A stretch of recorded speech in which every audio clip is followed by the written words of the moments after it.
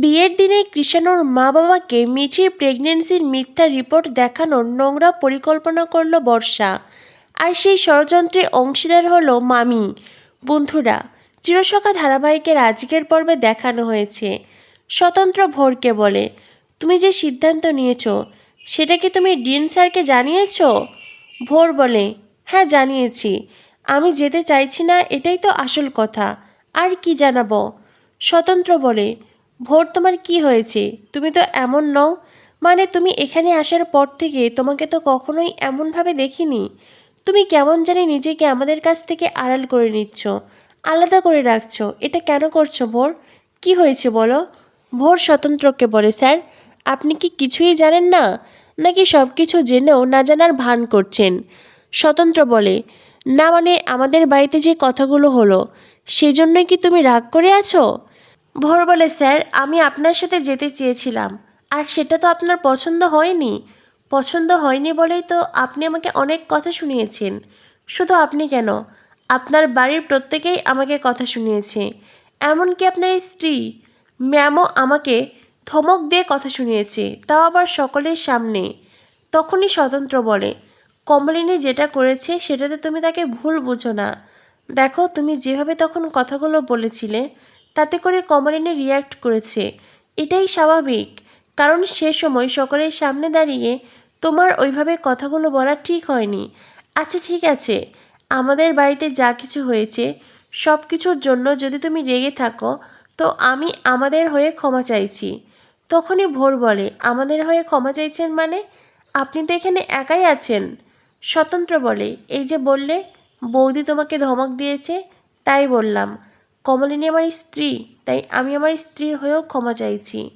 তখনই ভোর বলে, আমি জানি স্যার আপনি আপনার স্ত্রীকে খুব ভালোবাসেন, কিন্তু এতটাও ভালোবাসেন কি যে আপনার স্ত্রীর সব কথার দায় আপনার? স্বতন্ত্র বলে, দেখো ভোর, আমি এত জটিলতায় যেতে চাইছি না, আর এত জটিল কথা আমার মাথাতেও আসে না। দেখো, এই ইনস্টিটিউটে আসার পরে আমি তোমার সাথে অনেক ভালো ব্যবহার করেছি। ইনফ্যাক্ট আমি এখানে প্রত্যেকের সাথেই বন্ধুসুলভ আচরণ করি, যাতে সবাই এখানে বেশ ভালোভাবে নিজেদের কাজ করতে পারে। তুমিও যাতে এখানে মানিয়ে নিতে পারো। এখন যদি তুমি আমাদের কাছ থেকে নিজেকে আলাদা করে রাখতে চাও, ঠিক আছে, আমি নিজেও সেটা খুব ভালোই পারি। আমি নিজেও অনেক কিছুর থেকে নিজেকে আলাদা রাখতে পারি।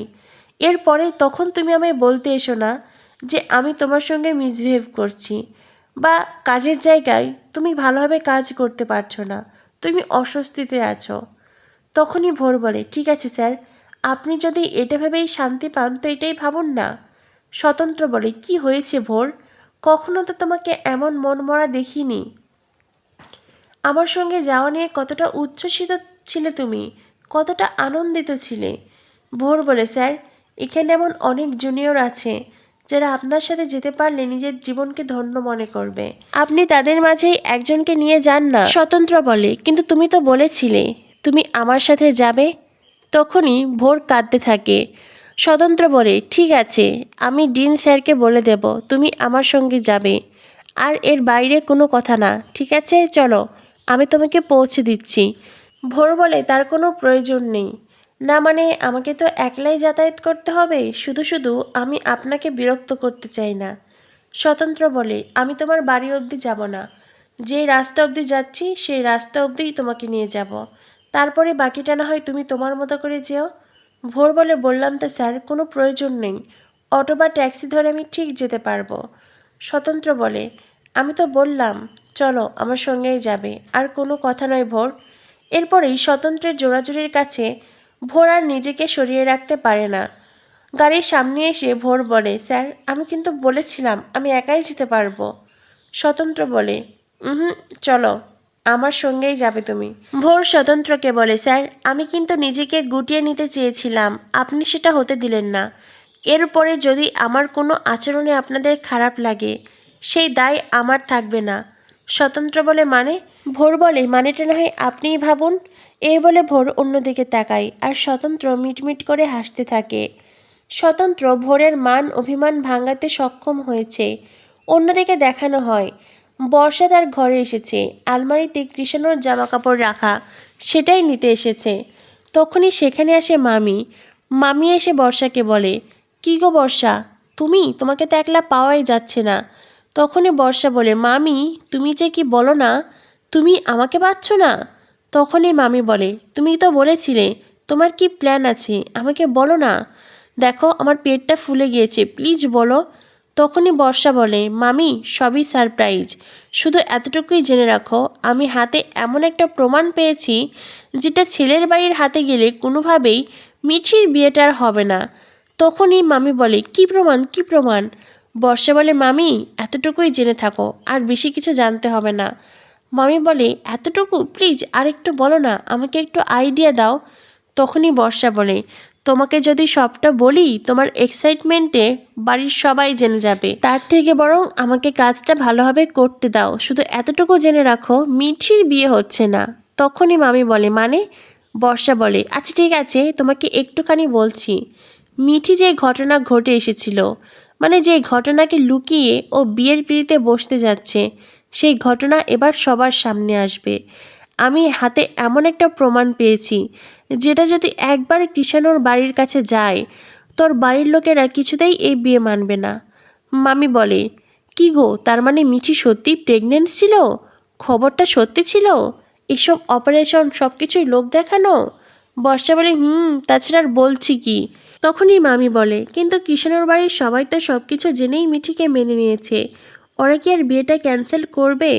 বর্ষা বলে, আরে মামি করবে করবে, কি বলো তো, মেয়ের জীবনে একটা দুর্ঘটনা ঘটেছে সেটা জানা, আর মেয়েটা প্রেগনেন্ট, বিয়ের আগে এত বড় সত্যি গোপন করে বিয়ে করছি, মিথ্যে কথা বলছে, এটা তো কৃষাণুর পরিবার কিছুতেই মানবে না। মামি বলে, বলছো? বর্ষা বলে, হ্যাঁ গো মামি বলছি।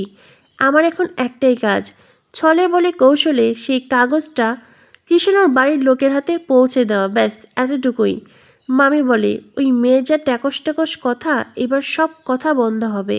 বর্ষা বলে, তাছাড়া আর বলছি কি, আজ কিছু করব না, আজকের অনুষ্ঠান সবটা ভালোভাবেই মিটবে, যা হবে কাল হবে। মামি আর বর্ষা তো দুজনেই খুব খুশি। তখনই সেখানে আসে মিটিল। মিটিল এসে বলে, মামি তুমি এখানে? কাকিমা তোমাকে সেই কখন থেকে খুঁজছে। রশ্মি তখন কথা ঢাকার দেওয়ার জন্য বলে, আসলে আমি বর্ষার সাথে কথা বলতে এসেছিলাম, বোঝোই তো, বুবলাইটা আমাদের বাড়িতে থেকেছে, বলতে পারো আমাদের বাড়িতেই বেশিটা সময় থেকেছে, তাই বুবলাইকে আমি খুব ভালোবাসি। তখনই মিটিল বলে, বুবলাই তোমাদের বাড়িতে ছিল বলে তুমি বুবলাইকে খুব ভালোবাসো, আর বাবিলকে বুঝি ভালোবাসো না, তাই না? তখনই মামি বলে, আমি কি সে কথা বলতে চেয়েছি? আমার কাছে বুবলাই বাবিল দুজনেই সমান। তখনই মিটিল বলে, তুমি তো সে কথা বলোনি, তুমি বলেছো তুমি বুবলাই দাকে বেশি ভালোবাসো। বুবলাই দাকে বেশি ভালোবাসো বলে তুমি বাবিলকে কম ভালোবাসো, সেটাই তো বোঝালে। তখনই মামিল বলে, এই দেখো তুমি কিন্তু ভুল বুঝছো। মিটিল বলে, আমি একেবারেই ভুল বুঝছি না মামি, তুমি কথাটা বললে আর বাবিলের বউ হিসেবে সেটা আমার খারাপ লাগলো, এটাই বোঝালাম আর কি। যাই হোক, কাকিমা তোমাদের নিচে ডাকছে, তোমরা এসো।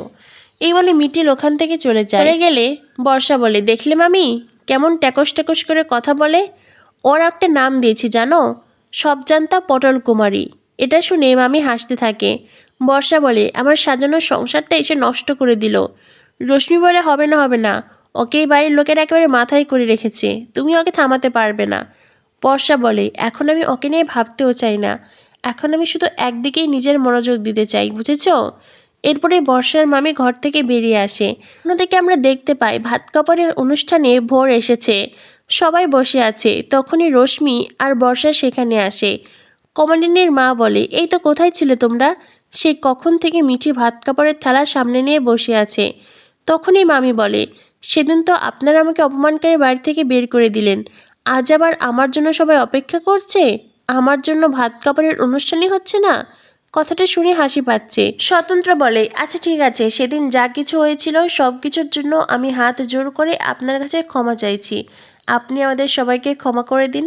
তবে একটাই অনুরোধ করব, আজ একটা শুভ অনুষ্ঠান, প্লিজ আজকের দিনে কোনো মনোমালিন্য নয়, আজকের দিনে সবাই মিলে শুধু আনন্দ মজা করব। তখনই বর্ষা রশ্মির কানে কানে বলে, মামি এই রকম ব্যবহার করো না, তবে আমাদের সব প্ল্যান ভেস্তে যাবে, এরপরে কিন্তু সব দোষ এসে তোমার ঘাড়েই পড়বে, তাই হাসি খুশি থাকার অভিনয় করো। রশ্মি তখন বলে, না মানে আমার একমাত্র ভাগ্নির বিয়ে তো, সেজন্যই কি শাড়ি পরবো কি গয়না পরবো বর্ষার সাথে সেই নিয়েই কথা বলছিলাম। কমলিনী বলে, সেই তো বৌদি, তোমার একমাত্র ভাগ্নির বিয়ে, তুমি তো আনন্দ মজা করবেই। তো বন্ধুরা বুঝতেই পারছো গভীর ষড়যন্ত্র করেছে রশ্মি আর বর্ষা। মিঠি কৃষ্ণর বিয়েটা এত সহজ হবে না। বিয়েতে তুমুল অশান্তির সৃষ্টি করবে বর্ষা। শেষ অবধি কি মিঠি কৃষ্ণর বিয়েটা হবে সেটাই দেখার অপেক্ষা। কি হতে চলেছে চিরসখা ধারাবাহিকে। চিরসখা ধারাবাহিকের পরবর্তী আপডেট পেতে আমাদের সাথেই থেকো। ধন্যবাদ সবাইকে।